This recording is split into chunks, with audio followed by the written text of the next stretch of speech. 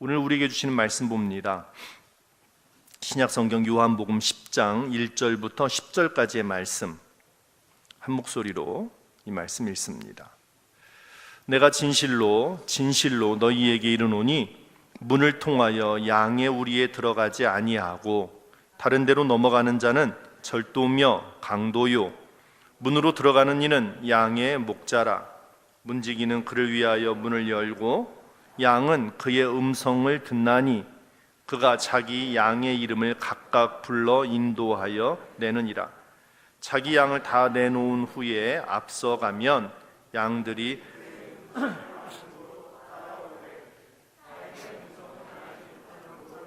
타인을 따르지 아니하고 도리어 도망하느니라.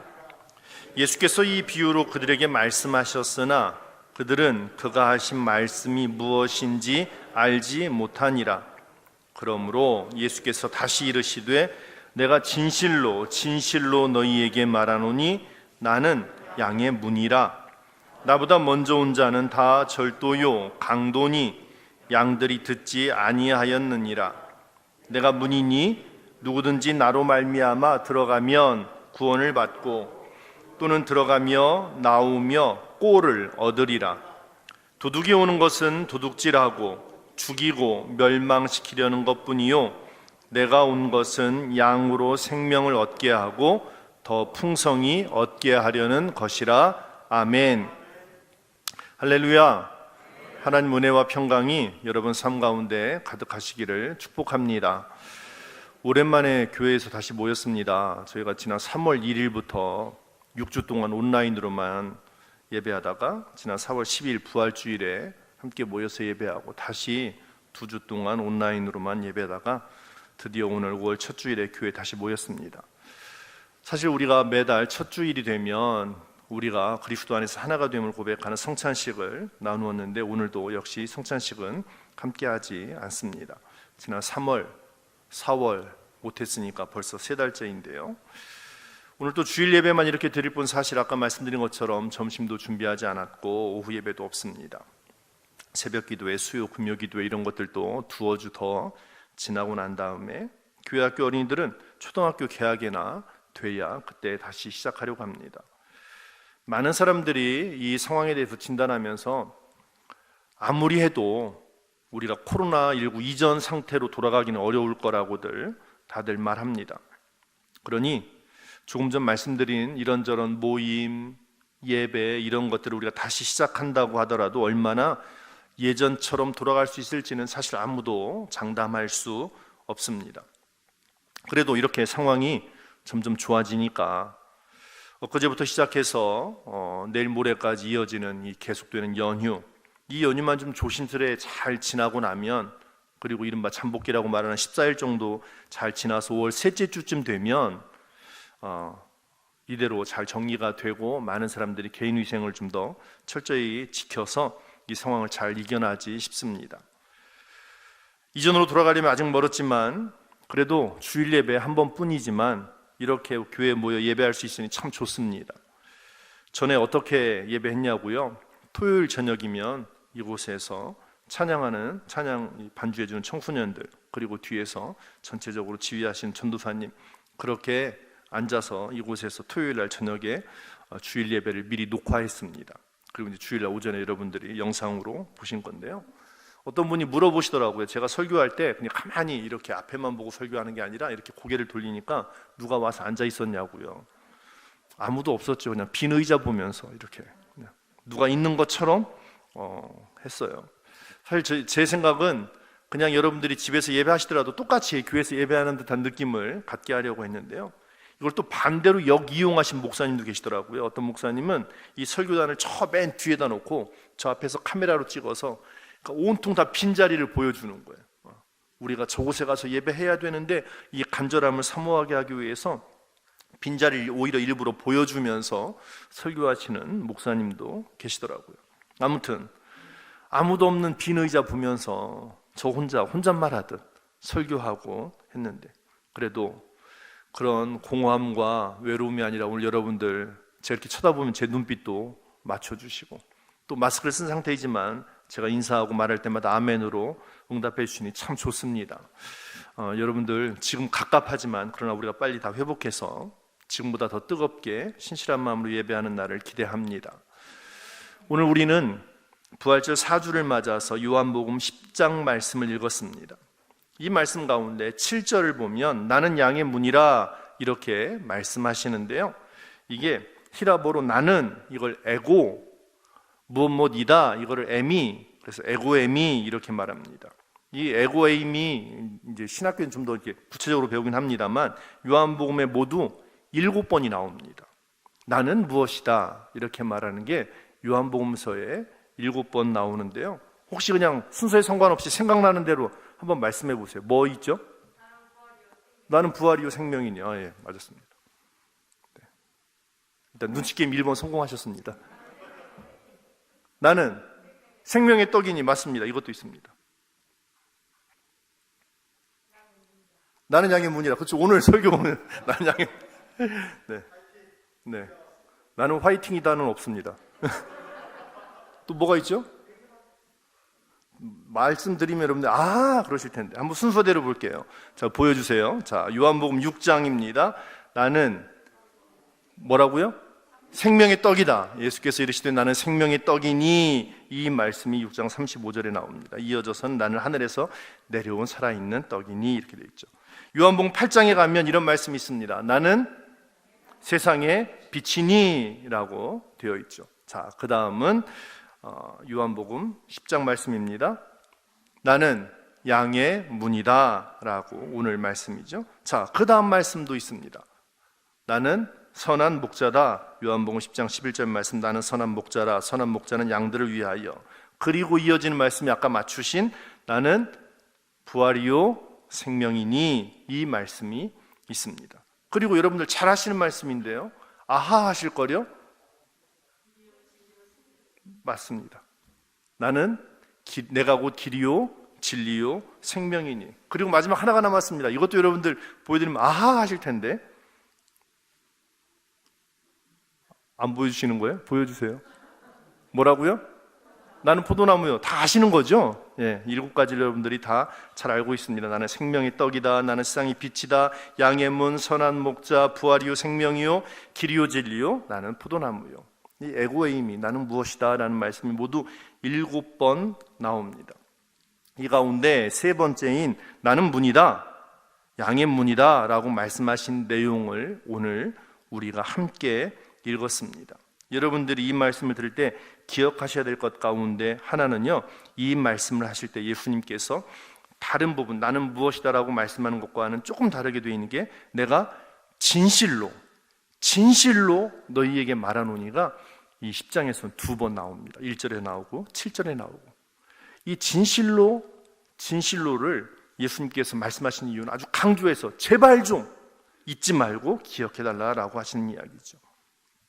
문, 어떤 열린 곳을 막아두어 열고 닫을 수 있게 하는 장치입니다. 우리 주변에 흔히 볼 수 있죠. 집 대문, 그 다음에 아파트 현관문, 교회 출입문, 여러분들 방문처럼 말입니다. 그런데 제가 지금 말씀드린 이 모든 것들은 대부분 사람들이 이렇게 드나들도록 하기 위한 거죠. 그런데 오늘 예수님께서는 나는 문이다 라고 말씀하시면서 무슨 문이라고요? 나는 양의 문이다 라고 말씀하십니다. 제 기억을 더듬어 보니까요, 제가 어려서 이제 시골에서 자라면서 소, 돼지, 개, 그 다음에 염소는 많이 봤는데 양은 사실 이렇게 본 적이 거의 없어요. 제 기억에 어렸을 때 근데 양을 본 적이 있었나 싶어요. 양은 동물원에 가거나, 그리고 한 10여 년 전쯤 대관령 양떼 목장, 그때 가족들이랑 함께 가서 그때 양을 본 게 전부이지 이렇게 주변에 흔히 양은 없는 것 같습니다. 여러분들 잘 아시다시피 이 구약 성경, 그 다음에 이 복음서의 배경은 양 이야기가 자주 나옵니다. 그러니까 그 사람들에게는 익숙하고 친숙한 문화죠. 당시 양을 가두어 두었던 우리가 이제 크게 2종류로 나눌 수 있는데요. 하나는 이제 마을에 이제 들판에 있는 양 우리입니다. 거기다 양을 가두다 보니까 여러분들 대관령 목장 가서 보셔서 아시겠습니다만 이렇게 나무로 울타리를 만들어서 그 안에다가 양을 가둡니다. 그리고 그 앞에 큰 문을 만들어 놓고요. 이 문 앞에 문지기가 있는 거죠. 양들이 들어가야 할 때 문을 열어서 양들을 다 들여보내고 그 문을 딱 닫아두고, 다시 양들이 밖으로 나와야 할 때는 그 문을 열어서 양들이 우르르 나가게 합니다. 되게 이런 거는 이제 마을에서 여러 사람들이 함께 양을 기르고 키울 때 그런 울타리가 있었다고 합니다. 그러니까 문지기도 좀 사람들이 고용해서 쓰는 전문가이고, 양치기들도 역시 그런 셈이죠. 양들을 우르르 우리에서 끌고 나오면 지팡이를 들고 그 양들을 몰고 다니면서 풀을 먹게도 하고 물을 마시게도 하는 거죠. 오늘 말씀처럼 꼴을 먹게 하는 겁니다. 이렇게 마을에 있는 양 우리가 아니라 좀 떨어져 있는, 예를 들면 산비탈 같은 데 있는, 이런 데 있는 양 우리는 이 나무로 하지 않고 그 주변에 있는 돌들을 쌓아서 이 담을 만들었다고 합니다. 지난번 우리가 예수님 무덤을 볼 때도 이렇게 돌을 파서 그 안에 시신을 모시고 앞을 가로막았던 것을 보셨을 텐데요. 천연적으로 그렇게 되어 있든 혹은 사람들이 돌을 쌓아두었던 이렇게 담을 만들고 그 앞에 이렇게 구멍을 내어놓고, 그러니까 터놓은 부분이죠. 그래서 양들이 드나들게 하는 겁니다. 근데 여기는 양이 이렇게 막 그렇게 많지는 않기 때문에 양을 넣어놓고는 이 양을 지켜야 되잖아요. 아까 이 마을에서 지키는 건 여러 사람이 함께 하니까 돈을 모아서 사람을 고용해서 문지기 세우고 양치기 세웠습니다만, 그렇게 전문적으로 하는 게 아니라 자기 양을 키우는 사람들은 어떻게 했느냐, 그 돌 안에다가 다 집어넣어 놓고 이 돌에 터져 있는 부분을 이 양치기가 이렇게 앉아서 거기서 자기도 하고 이 문을 지키고 있는 거죠. 왜냐하면 밤에 낯선 사람이 몰래 와서 그 안에 들어가서 양들을 훔쳐가기 때문입니다. 왜 양들을 훔쳐가냐고요? 뭐 뻔하죠. 잡아다가 그거 죽여서 고기 시장에다가 내다 팔려고요. 이건 막으려고 양치기들이 그 문 앞을 앉아서 지키고 있었던 거죠. 도둑이나 강도가 양을 훔쳐가는 게 쉽지 않은 이유가 그렇게 그 앞을 누군가 지키고 있기 때문입니다. 양의 입장에서는 이 밤에 좀 나가고 싶은데 앞에가 가로막혀 있어서 불편하지만 오히려 그 불편함이 사실은 이 양들을 지키는 안전함이 된 거죠. 우리에게 좀 익숙한 방식으로 말하자면 이 키우는 개가 아무에게나 막 가지 않고 주인의 목소리를 듣고 반응하는 것처럼 그 시대에, 그 당시의 양들은 그렇게 키웠던 거죠. 자, 예수님께서는 그 당시 사람들의 익숙한 이 양과 목자의 이야기를 하시면서 나는 양의 문, 이렇게 왜 문이라는 것을 말씀하신 걸까요? 우리가 오늘 읽은 말씀 이 앞부분에 보면은요, 나면서부터 앞 못 보는 사람의 이야기가 나옵니다. 예수님께서 그를 만나시고 그를 고쳐주십니다. 자, 그런데 여러분들이 잘 아시는 대로 이 예수님께서 이 사람을 고쳐주고 난 다음에 이 사람이 나은 것 때문에 많은 사람들이 기뻐하고 좋아하는 일이 일어나지 않습니다. 오히려 그 사람을 고쳐준 것 때문에 불편하고 어려운 일이 일어납니다. 이 9장 말씀에 나오는 나면서부터 앞을 못 보는 사람을 예수님께서 고치시는데 어떻게 고치시느냐, 오늘 말씀해 보니까요, 아니요, 그 9장 말씀에 보면 9장 6절 이렇게 되어 있습니다. 땅에 침을 뱉어 진흙을 이겨 그의 눈에 바르십니다. 그리고 그 사람에게 어떻게 해야죠? 어디로 가라고요?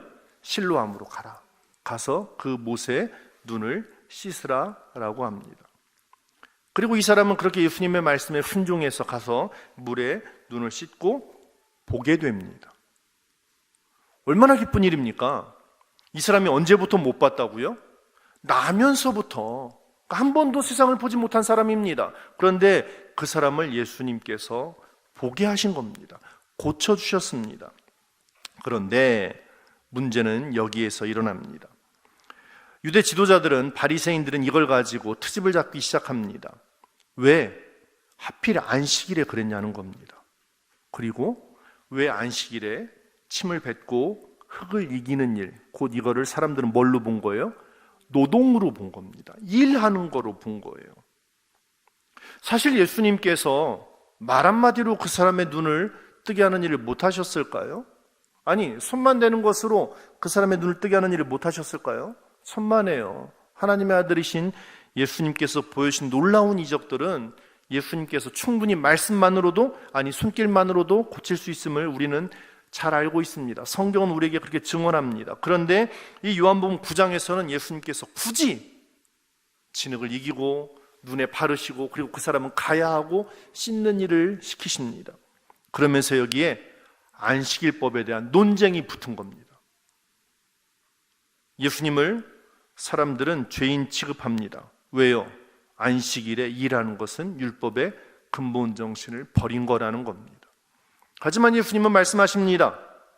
예수님은 안식일에 우리의 삶을, 우리의 육신을 온전케 하는 것이 그게 바로 율법의 근본 정신이라는 겁니다.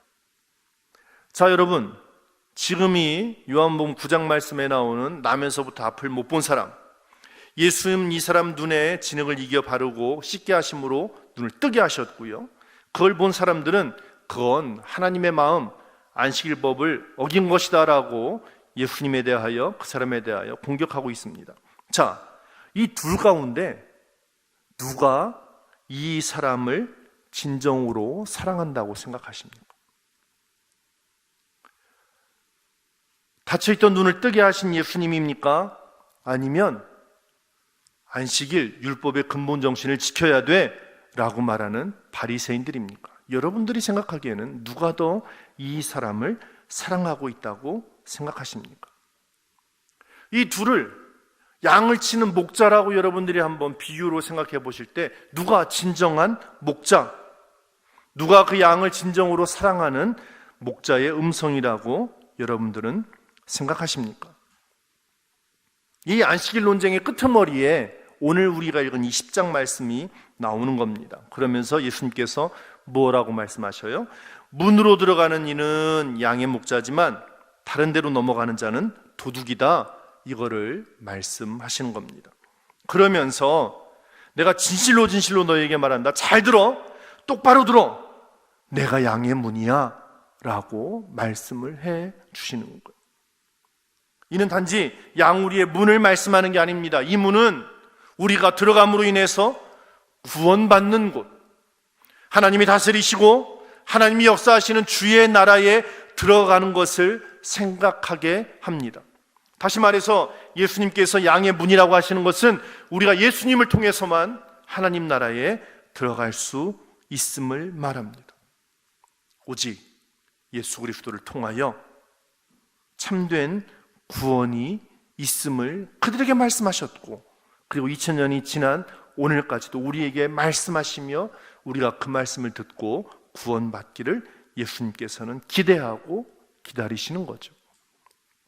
그래서 나는 무엇이다 에고의 의미, 또 다른 말씀인 요한복음 14장에서 예수님께서는 이렇게 말씀하십니다. 우리 함께 읽겠습니다. 시작.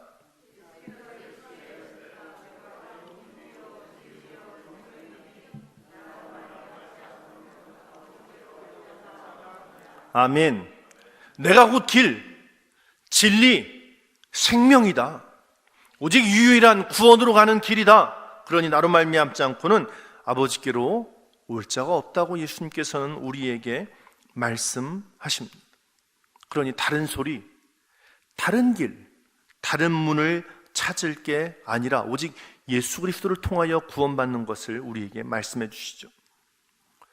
문제는 뭐냐면요, 우리가 참 목자 되신, 그리고 우리 문이 되시는 예수님을 인정하고 그 부르심에 순종하며 살아야 하는데 그리하지 못한다는 데 있습니다.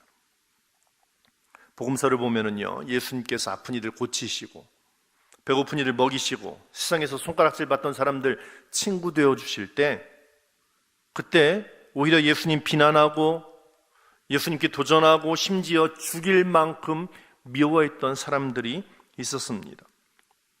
이건 그 옛날 그 시대의 그 사람들 뿐만이 아니라 사실 오늘도 마찬가지입니다.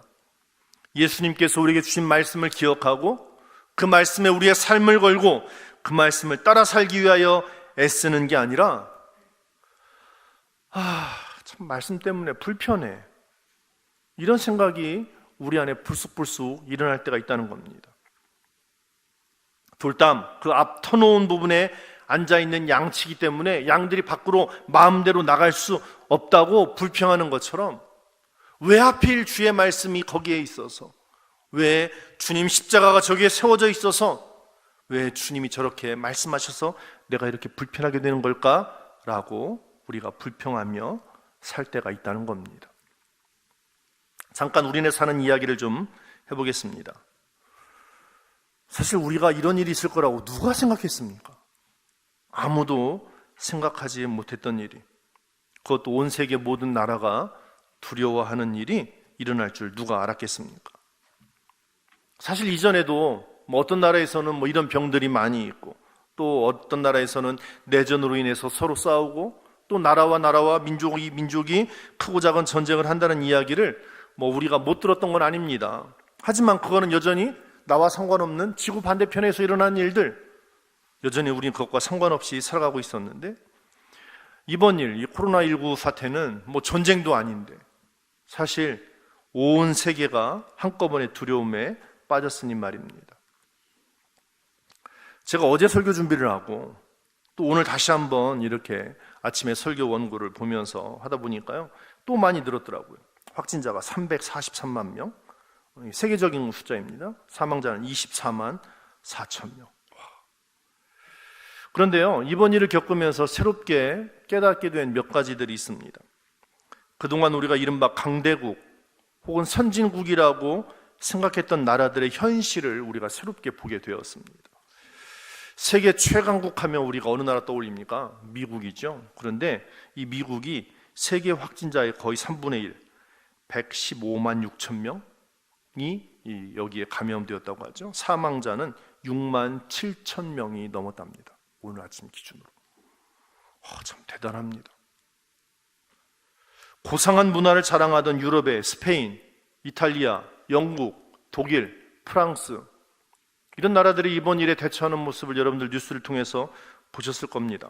어땠습니까? 가장 가까운 나라 일본, 이 일이 일어난 처음부터 지금 한 4달이 흐르고 있는데요, 지금까지도 하나 제대로 된 대책조차 못 내놓는 것 같습니다. 아니 대책을 내놓긴 하지만 많은 이들이 조롱하고 비웃을 만한 참 어이없는 일들이 우리 가까이에서도 일어납니다. 오히려 우리나라는 1월 20일에 첫 확진자 나오고 하루에 1명꼴 그쯤으로 나오다가, 그래서 사람들이 좀 안심했었죠. 그러다 2월 18일 여러분들도 다 아시는 확진자, 31번 확진자, 이 사람 이후로 갑자기 폭발적으로 늘어났습니다. 그래서 많은 사람들이 두려워했죠. 처음에는 당혹감, 두려움 때문에 이 마스크 구하느라고 여러 사람들이 좀 혼란을 겪기도 했고, 또 외국에서 들어오는 사람들 격리한 그 시설 때문에 또 다툼이 일어나기도 했습니다. 다행인 건 질병관리본부가 이 모든 상황들에 대해서 정보를 제대로 전달하고 또 질서를 잡아주었고, 의사와 간호사들을 비롯한 많은 의료진들을 포함한 사람들이 헌신적으로 질병과 맞서 싸웠고, 또 많은 사람들, 많은 국민들이 차츰 이성적인 판단을 하고 질서를 함께 지킴으로 인해서 오히려 우리나라가 세계로부터 주목받는 나라가 되었습니다. 세계 여러 나라 지도자들은 서로 우리나라 대통령에게 연락을 하고 있고, 또 진단키트로부터 시작해서 여러 가지 도움을 한국으로부터 받으려고 이른바 줄 서고 있다고 합니다. 물론 모든 것을 다 좋게 보는 건 아니었습니다. 처음에 이제 확진자, 어디로 가서 누구를 만났고 무엇 먹었고 어디 다녔는지 이거 동선 공개하는 것 때문에 이거 사생활 침해하는 거 아니냐, 이런 주장이 있었습니다. 또 아직 병에 걸리지 않았지만 사람들을 자가 격리시키는 것, 이거는 개인의 자유를 빼앗는 일이다 라는 주장도 있었죠. 시설에 격리된 사람들 몰래 방에서 빠져나와서 담배 사겠다고 그 밤에 편의점 찾아가고, 또 가까운 집에 있는 사람들 찾아가서 만나기도 하고 이랬던 일들. 이번 일로 전국적으로, 아니 온 세계적으로 드러났습니다만, 신천지는 방역당국의 요청을 무시한 채 여전히 비밀스러운 모임을 계속하기도 하였고, 자기 신분 혹은 아픈 사실을 숨긴 채 돌아다니다가 더 많은 사람들에게 번져가는 일도 있었습니다. 다행히 우리는 잘 이겨냈습니다. 그래서 지금까지 이렇게 안정적으로 가고 있고, 오늘 또 예배를 다시 할 만큼 우리가 마음이 많이 놓입니다만, 그런 이유들로 비난했던 세계 여러 나라들, 그러니까 이른바 개인의 사생활, 자유를 빼앗는다는 것으로 우리를 비난했던 나라들이 현재 어떤지 여러분들도 잘 아시리라 생각합니다. 병을 잡기는커녕 더 번져가고 있고, 주변에 있는 트럭이 이상해서 신고했더니 그 안에 시체들이 쌓여 있고, 그 시체들 다 처리할 수 없는 난감한 상황들. 자유를 외치던 사람들이 오히려 자유를 통제당한 채 집 밖으로 나오지 못하는 것 말입니다. 엊그제 석탄일로부터 시작해서 연휴 쭉 나오면서 뉴스에 보니까 제주도에 관광객 엄청 많았다, 강릉 해변 커피마을에는 빈자리가 없다, 이런 뉴스들이 막 나오더라고요. 근데 호주에서 목회하시는 제 2년 후배인 목사님이 있는데요, 그 목사님이 써주신 이야기는 뭐라고 되어 있느냐, 호주는 목적 없이, 그러니까 신고 없이 밖으로 나갔다가 걸리면 한 사람당 130만 원씩 벌금을 낸답니다. 그게 자유를 말하던 사람들이 현재 누리고 있는 어려움입니다. 예수님께서는 왜 문 앞을 그냥 자유롭게 드나들도록 내버려 두지 않으시고 내가 문이야 라고 말씀하시면서 때로는 그 문을 가로막기도 하시는 걸까요? 왜 우리 마음껏 자유롭게 살도록 좀 내버려 두시지, 당신이 우리의 삶을 때로는 이쪽으로 끌고 가기도 하고 저쪽으로 끌고 가기도 하시고 우리의 의지와 우리의 뜻과 상관없이 일들을, 말씀들을 주시는 걸까요? 그게 아마 답답하신 분 계실 겁니다. 왜 하필 내가 예수 믿는 바람에 이렇게 불편해진 걸까? 차라리 예수 안 믿고 좀 자유롭게 살걸, 내 마음대로 나 하고 싶은 대로 살면 좋을 텐데 싶은 마음이 불쑥불쑥 들 때가 있을 겁니다. 교회 다니는 건 뭔가 좀 갑갑해, 교회 다니는 사람들은 좀 답답해, 이런 생각이 들 수도 있고요. 지난 몇 주 동안 이 교회 안 가니까 참 편하고 좋던데, 이런 생각이 혹 우리 가운데 불쑥불쑥 일어날 수도 있습니다. 근데 여러분 기억하십시오. 주님이 양의 문이 되시는 이유는 우리 자유를 빼앗으려거나 우리를 구속하려고 하심이 아니라 오히려 우리가 그 믿음 안에서, 그 울타리 안에서 자유함으로 세상을 살도록 도우시는 은혜임을 믿으시기 바랍니다. 전에 어느 분께서 저한테 이렇게 물어보셨어요. 목사님, 자동차에 브레이크가 왜 있는 줄 아세요? 라고 물어보셨고, 아니 그걸 모르는 사람이 어디 있어요? 자동차에 브레이크가 왜 있어요? 우리 운전면허 준비하는 최근 5월 달에 준비할 거예요? 자동차에 브레이크가 왜 있게요? 조금 더 구체적으로, 네? 멈추려고 하는 거죠. 네, 멈추려고. 자동차에 있는 브레이크는 뭐 하라고요? 멈추려고 있는 거. 당연한 질문이잖아요. 제가 그렇게 대답했죠. 브레이크는 멈추려고 있는 거죠. 그랬더니 그분이 저한테 뭐라고 하시는지 아세요? 아니에요 목사님, 브레이크는 멈추려고 있는 게 아닙니다. 그럼 왜 있는 거예요? 그랬더니 달리려고 있는 겁니다. 그러시는 거예요. 그게 무슨 말씀이세요? 그랬더니 브레이크가 안전해야 마음껏 달린답니다. 운전하시는 분들은 공감하실 겁니다. 브레이크가 시원찮으면 달릴 수가 없습니다. 마음 놓고 달릴 수 있는 이유는 자동차에 무엇이 있기 때문에?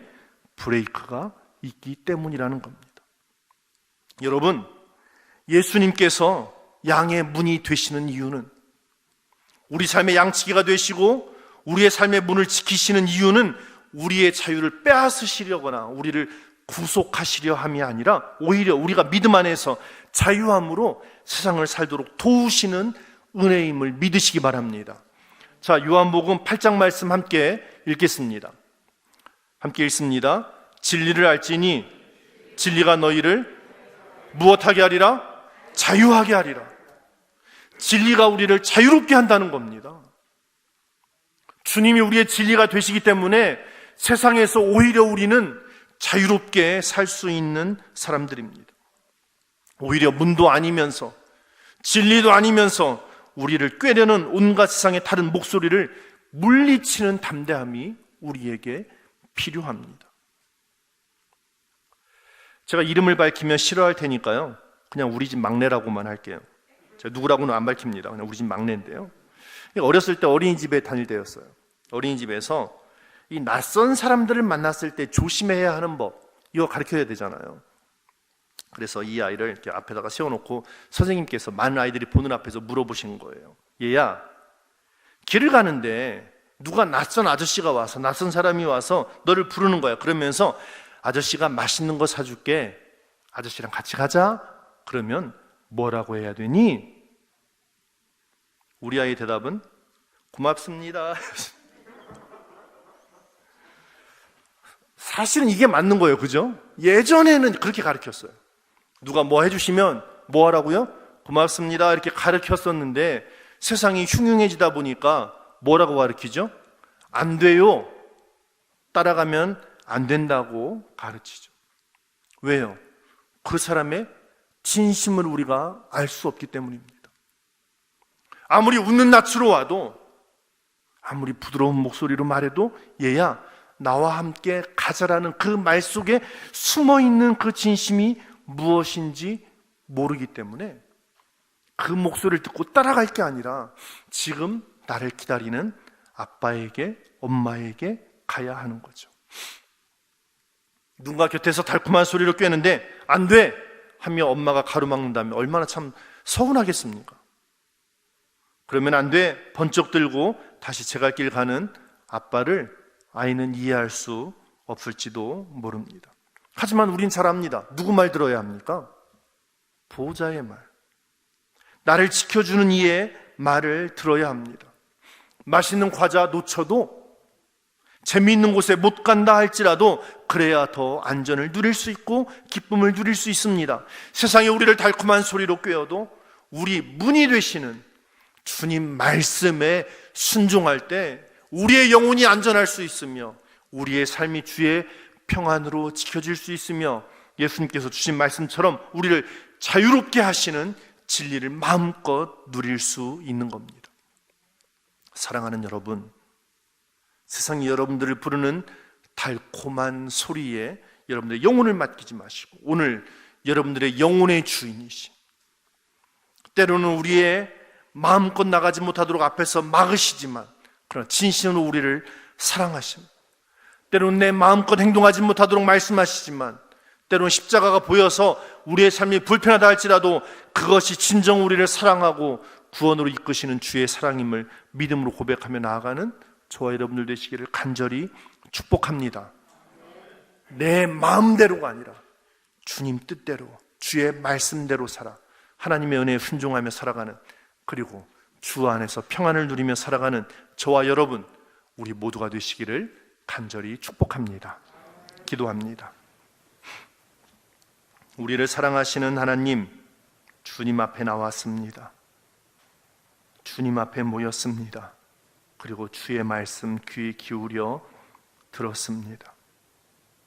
내 몸, 내 마음 가는 대로 내 멋대로 사는 삶 아니라 내 삶의 문이 되어주시는 예수 그리스도를 의지하며 주님 말씀에 따라 순종하며 살아가는 믿음의 종 되게 하여 주시옵소서. 헛된 소리에 우리의 영혼을 빼앗겨 죽음과 어둠의 깊은 골짜기로 끌려가는 인생 아니라 늘 주의 음성 듣고 주의 말씀 순종함으로 우리를 사랑하시는 하나님의 은혜로 살아가는, 우리 목자 되시는 예수님과 함께 살아가는 우리 모든 믿음의 사람들 되게 하여 주시옵소서. 우리 구주 예수님 이름으로 기도합니다. 아멘.